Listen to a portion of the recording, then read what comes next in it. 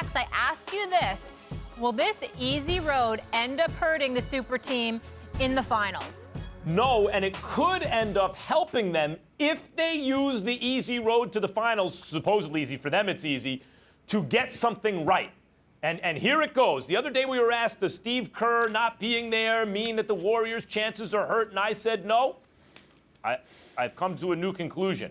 Here's what's going on. What I noticed yesterday, and we saw this during the season at first when it took them a minute to integrate Kevin Durant, and then when Durant got hurt, and at first Steph and Klay couldn't shoot, and then finally they got rolling, maybe better than they'd been rolling all season without KD. I'm not saying they're better without KD.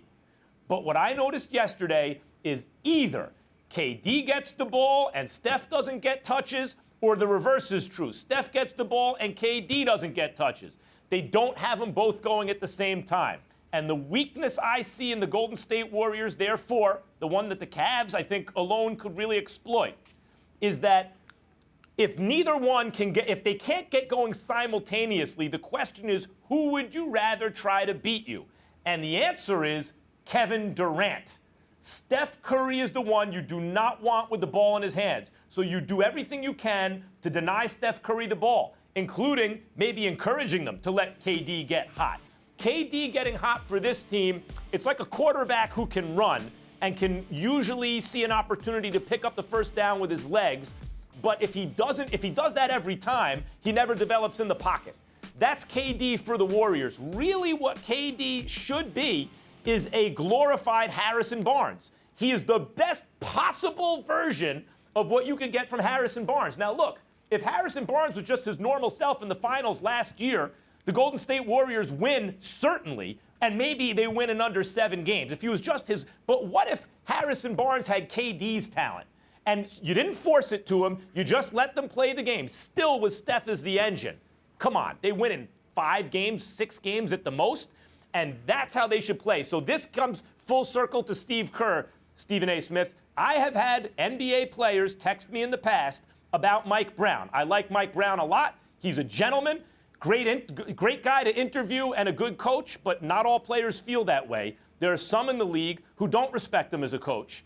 And if you look at substitutions even yesterday, that is going to be the key. Can he figure out a way to make Steph Curry the engine of that team, not to be lured by Kevin Durant, who obviously gives you your best chance to score on every possession. He's the one player who does it. And figure out a way to divvy up their minutes and work with them in units and run the team through Steph Curry. Can Mike Brown do that? I believe Steve Kerr could. I don't know if Mike Brown can, and that's my big takeaway from the game. Well, the reason why I would say I wouldn't point the finger, and you're right about that, there are players that have not been as complimentary about Mike Brown, the coach, as you would like folks to be about Mike Brown, the coach. Right. Clearly, they are complimentary to him about a person. He's as sweet as it could be. He's a very good man. No question about it. And it's not like he doesn't know the game of basketball, but you also have to remember that in this particular situation, he doesn't necessarily have to know. He's actually in an ideal situation because even though he's the head coach right now because Kerr is out, essentially it's Steve Kerr's team, and he's an extension of the coach as his lead assistant, which is a primary role that he's played in the past, and he's shown an ability to do quite well. Here's how I would answer the question directly about the Warriors and the easy road.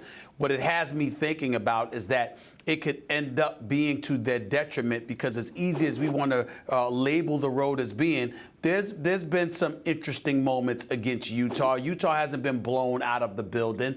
There were some interesting moments in the first round series against Portland where Portland gave them a run.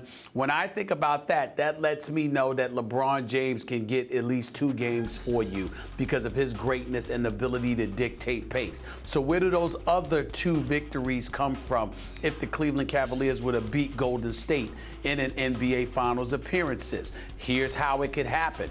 If you get physical with them and you challenge them in their physicality, now it gets very, very interesting because, again, Cleveland is one of the teams that is big even when they're small. Yeah. But they're also small even when they're big because Golden State relies so much on Draymond That series was altered to, obviously, when LeBron shoved him to the floor. In other words, LeBron is no pushover physically. So if you look at that, and then the acquisition of Darren Williams, who offensively anyway might be a better addition than Matthew Dellavedova gave you offensively, not defensively. You still have Kyrie. Kevin Love no longer has that proverbial monkey on his back. He's going to play loose and free, and you have an additional shooter.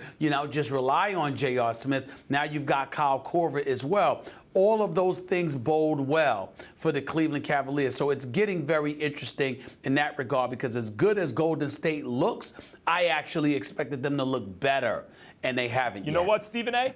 You know what? The whole idea of out-physicaling the Warriors, especially down low, I recognized that earlier in the season. JaVale McGee has played very, very well. And in fact, now when I look at it, I think Steve Kerr really could be the key. Because if Kevin Durant is their offensive engine, I think the Cavs can beat them. If Steph Curry is, I don't think the Cavs can.